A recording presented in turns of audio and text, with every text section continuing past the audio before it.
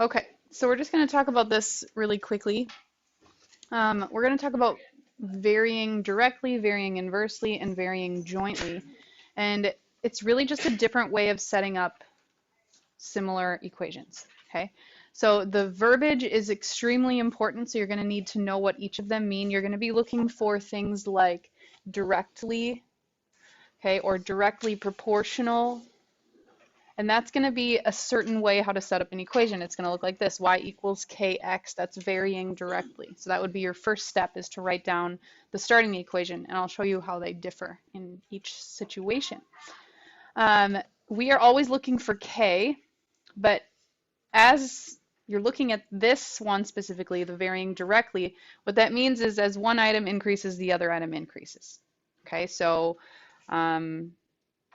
as your speed increases, or as your distance increases, your time increases as well. If you're driving in a car, like distance equals rate times time. As your distance increases, the time increases. Okay, it's not going to go backwards. Okay, opposite directions for that. All right, so here's an example. If x varies directly as y, and we know that when x equals 6 when y equals 32, we want to find x when y is 8. Okay, so here's how we do this. Right here, we know that this is where we're going to start our information. Okay, so I want you to just circle whatever sentence tells you how to set up your equation.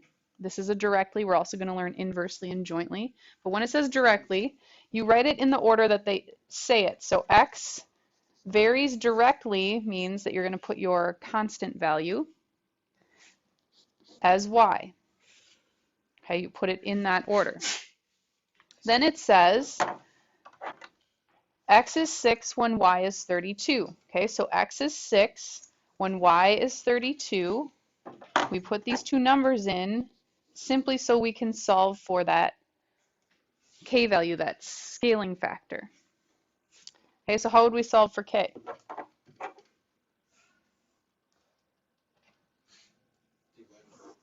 Divide by 32.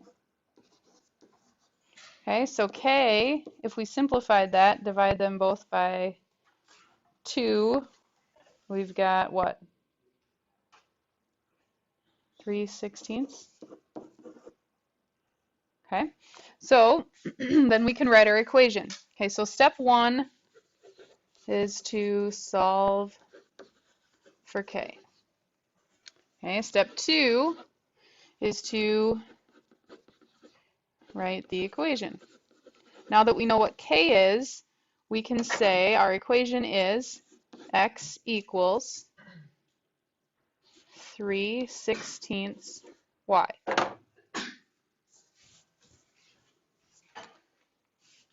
Step 3 is to solve for whatever they're asking you to find. Okay, they said find x when y is 8. Okay, so we take our equation and we put in 8 like they asked us to, and we simply just put that in the calculator. What do we get there?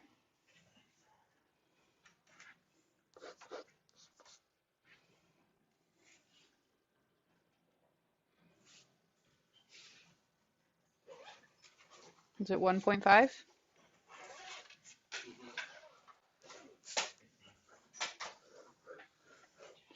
Okay, so you need all 3 steps when you do these. The only thing that's going to change on our problems is this initial equation setup, depending on what the verbiage is in the sentence on how to set it up in the problem. Questions on that?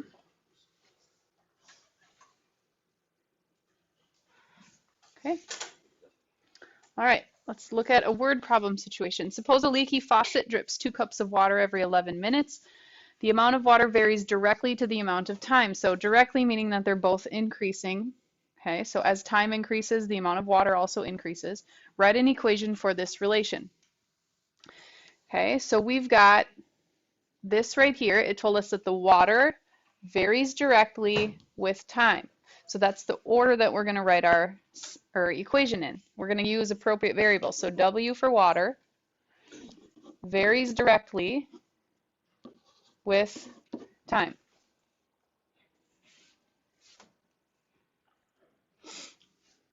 Okay, then it told us that it drips 2 cups of water every 11 minutes. So our first step, remember, is to solve for K. Okay, so they gave us two numbers that we can put in. 2 cups of water every 11 minutes. Divide by 11. So 2/11 equals K. So it said write an equation for this relation. It's going to be W equals 2/11 T. Sometimes that's all they want is for you to write the equation and then you're done. Other times they're going to take it one step further and say, okay, now use that equation and answer this question. How long would it take for 15 cups of the water to be wasted? Okay, so we take our equation, W equals 2/11 T. Now this time they're telling us the water amount, so we have to put that 15 over here. So 15 equals 2/11 T. How do we solve for T? Yep. Can someone tell me what this is?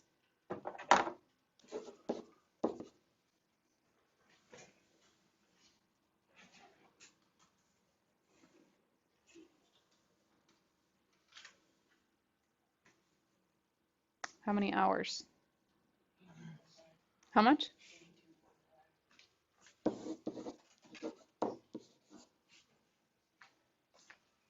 Actually, it's not hours, is it? Minutes. Questions? No? We're good? All right, so let's look at the other set up equations. So if they talk about varying inversely, our equation at the beginning changes to this. Okay, so instead of k times x, it's k divided by x. All right, so, and by the way, varying, like it says up there, varying inversely means when one thing increases, the other thing is decreasing at the same time, so they're going in opposite directions.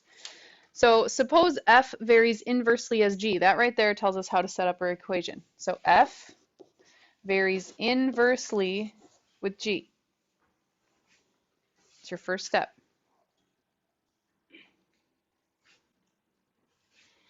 Then they're going to give you two numbers that you can put in there. Okay, so right here, we know this is going to be what we put in.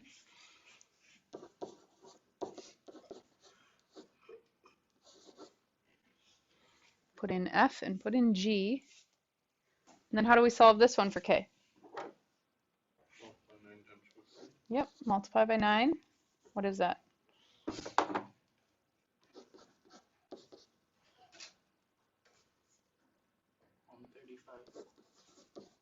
All right, so we solved for k. That's step 1. Step 2 is to write the equation. So we've got f equals 135 over g. Step 3 is to answer the question. Okay, so find f when g is -6. So we will find f when g is -6 by simply putting in -6. Can someone tell me what that is? Negative what?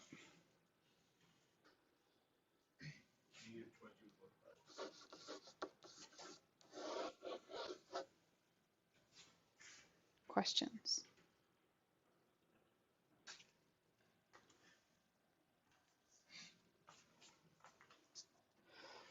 Okay. So if it says A varies jointly as B and C, this is what your initial equation would start out as. A varies jointly as B and C.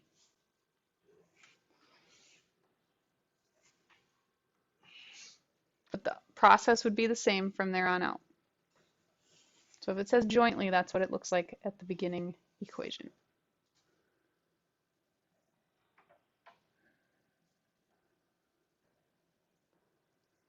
Questions on that? Okay, one page left. All right, so suppose P varies directly as R and P varies inversely as T. So this is a one where it's kind of two combined into one. So suppose P varies directly as R. Okay, so we know that. P varies directly with R. But P varies inversely with T. So inversely means we divide by that variable.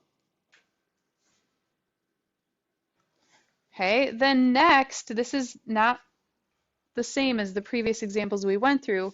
This next sentence is actually what they want us to do at the end. They want us to solve for something, okay? So we'll do that last. I don't want you to throw these numbers into the equation because that's not what we do at this step. We want to put in where they give us all of the variable numbers, which is right here. Okay, so these are the ones that we're going to do first. So make sure you look for that, you know, the words like find this. Well, if they say that, that's your last step. All right, so we want to put in all of these numbers. So it looks like we've got 20 down here. P is 4, and R is 2. So how are we going to solve for K?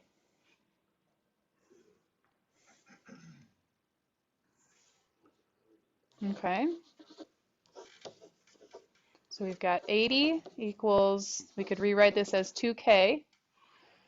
Divide by 2. 40 equals K. So this was our step 1. We solved for K. Step 2 is to write the equation. So we've got P equals 40R over T.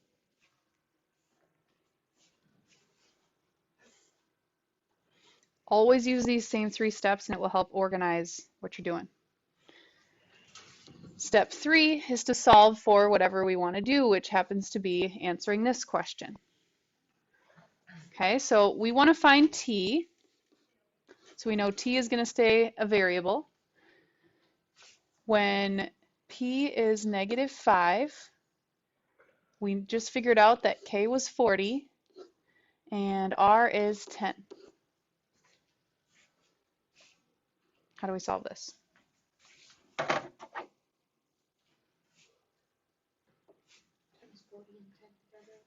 Okay, we can do that. So we've got 400 over T. Now what?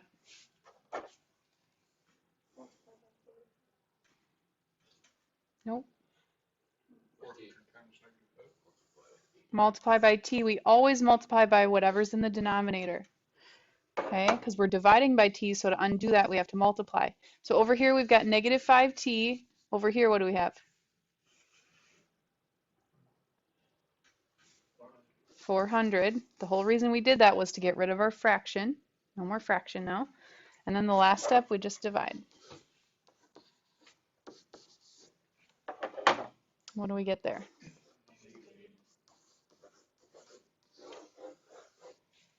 Any questions? If you follow those same 3 steps every single time, I promise you it will be a lot easier.